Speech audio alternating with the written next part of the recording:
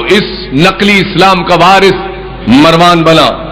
مروان گیا تو نقلی اسلام کا وارث مروان بن عبد الملک بنا.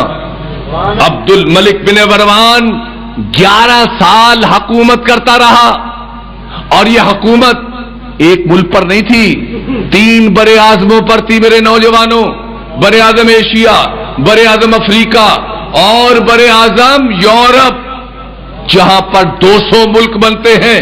اتنی بڑی شاہی تھی. نتیجتاً یہ سارے کے سارے وہ تھے جو نقلی اسلام میں دارو بھی پیا جاتا تھا، غلط کاریاں بھی کی جاتی تھی، بہت جرائم تھے جو اس منبر کی پاکیزگی کے تقاضے کے تحت میں سنا نہیں سکتا، کتابوں میں سب لکھا ہے. میرے بھائیوں، یہ جو مروان بن عبد الملک بنا تو اس کے بعد ہشام بن عبد الملک اتنی بڑی اسلامی حکومت کا بادشاہ بنا. یہ بھی نقلی اسلام تھا.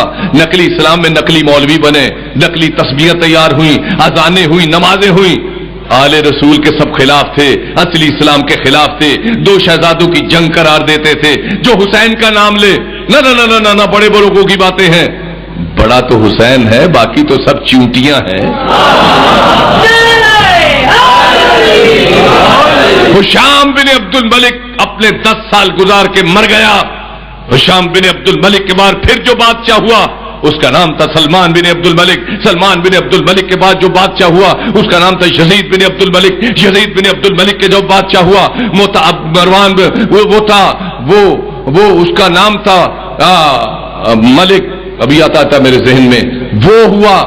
اور اس کے بعد 6 ماہ جس شخص کو ملے وہ تھا عمر بن عبد العزیز. عمر بن عبد العزیز نے آتے ہی حکم دیا کہ باغ فدق فاطمہ کو دے دو. اس نے کہا. ولید بن عبد الملک تھا آخری. میرے بھائیوں، یہ 110 سال کا ٹائم ہے جہاں نقلی اسلام نے راج کیا.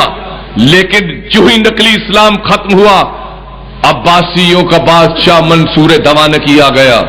منصور دوانکی نے آتے ہی سب سے پہلے سارے اس وقت کے ٹی وی چینل، سارے اخبار نویس، سارے ہسٹورینز کو اکٹھا کیا اور اس نے کہا ہم قبریں کھودیں گے.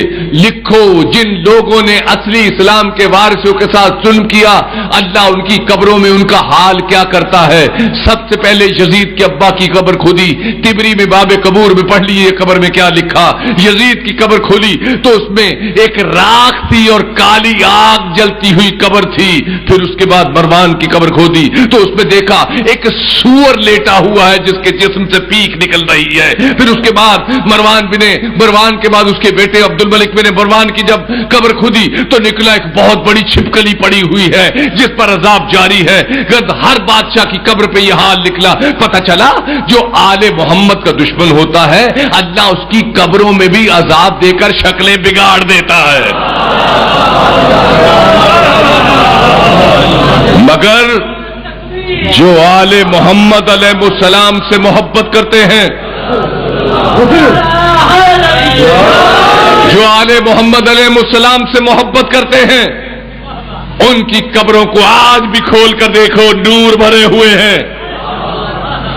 بہت دیر کی بات نہیں ہے، لاہور فیروز پر روڈ 18واں کلومیٹر وائڈننگ ہو رہی تھی. اس کی ایک سید محمود شاہ کا مزار تھا. 7 میں 80 سال پہلے ان کا خلیفہ وہ پہلو میں دفن تھا. پاؤں میں ملنگ تھا جس کے بارے میں مشہور تھا کہ بھنگ پینے میں اس کا کوئی ثانی نہیں ہے. جب قبر میں سڑک پہ آ گئی، حکومت نے کہا کہ اس قبر کو گرانا ہے. میں بھی وہاں گیا، قبر کو گرایا گیا. ہزاروں لوگ تھے.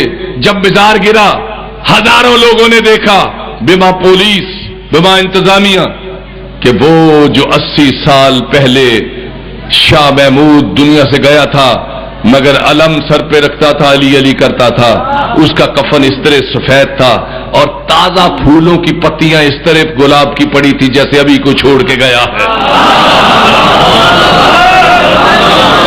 خود دیکھا، وضو میں ہوں، رمضان کی رات ہے، خود دیکھا.